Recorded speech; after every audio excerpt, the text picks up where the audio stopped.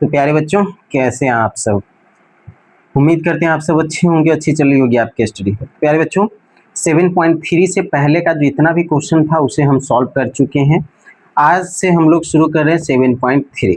ठीक है, वीडियो सारे के सारे चैप्टर का प्लेलिस्ट में है, आप वहां जाकर के देख लीजिए।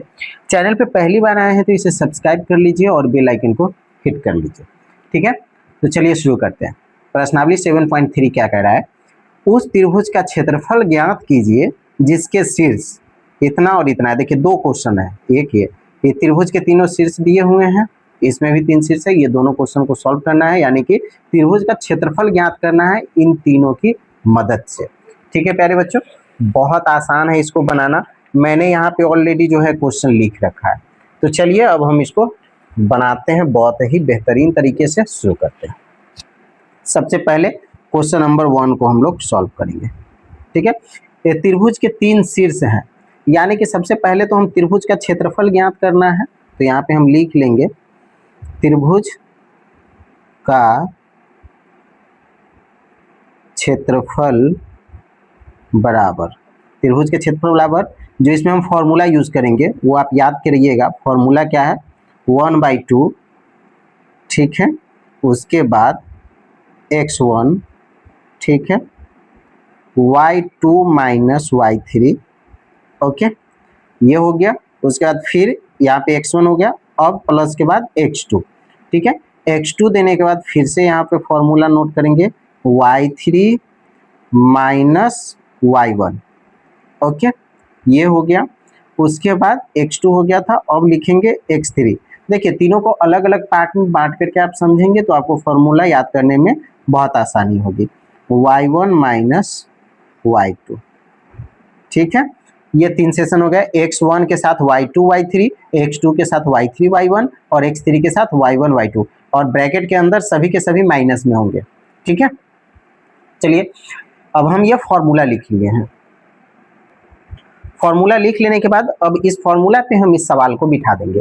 अब यहाँ हमको सबसे बड़ी बात समझना ये है कि x1 x2 x3 और y1 y2 y3 कहाँ से आएगा। तो इतना अभी तक जो चैप्टर आप बनाए हैं उससे तो आपको समझ में आ ही गया होगा कि हमारा यहाँ से x1 x2 x3 y1 y2 और y3 आएगा।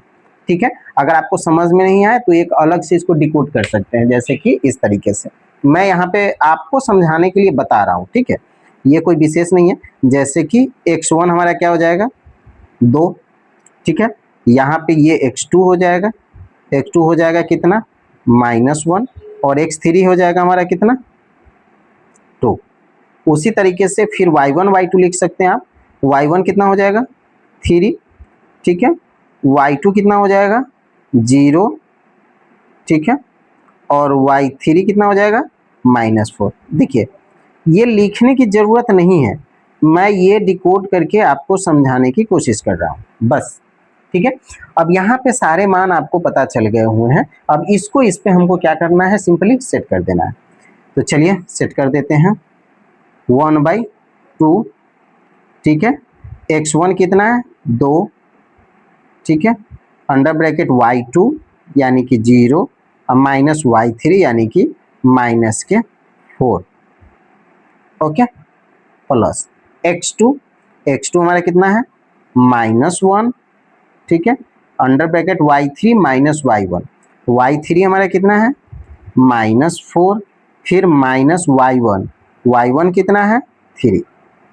ठीक है, चलिए प्लस के x3 हमारा कितना है, 2, फिर ब्रैकेट के अंदर y1 और y2, y1 है 3 और माइनस y2 कितना हो गया, 0।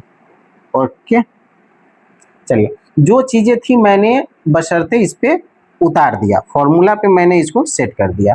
अब इसको सॉल्व करते हैं, यानी कि प्लस माइनस का जो भी लफड़ा है यहाँ पे खत्म करते हैं। 1/2 अंडर ब्रैकेट 2, कोई चीज का सिंबल नहीं है तो गुना, माइनस माइनस प्लस यानी कि 4।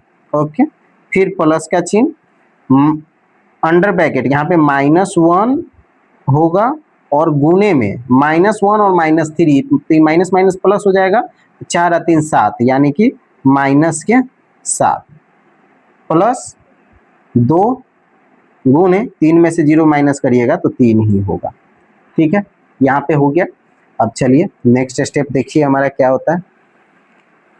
चलिए 1/2, ठीक है, 4 दूना 8 प्लस 1 को 7 से गुना करेंगे, 7 एकम 7, माइनस माइनस प्लस हो जाएगा, फिर प्लस 3 दूना 6। ओके, अब इसको जो भी करना है कर दीजिए। 1/2 मल्टीप्लाई बाई 8 7 15 और 6 21, 2 से तो 21 कटेगा नहीं, मतलब ये हो जाएगा 21/2 आंसर। यही हो गया हमारा त्रिभुज का क्षेत्रफल। ठीक है, आई होप आपको समझ में आया। चलिए मिलते हैं नेक्स्ट वीडियो में, तब तक के लिए bye, best of luck and thanks for the watching.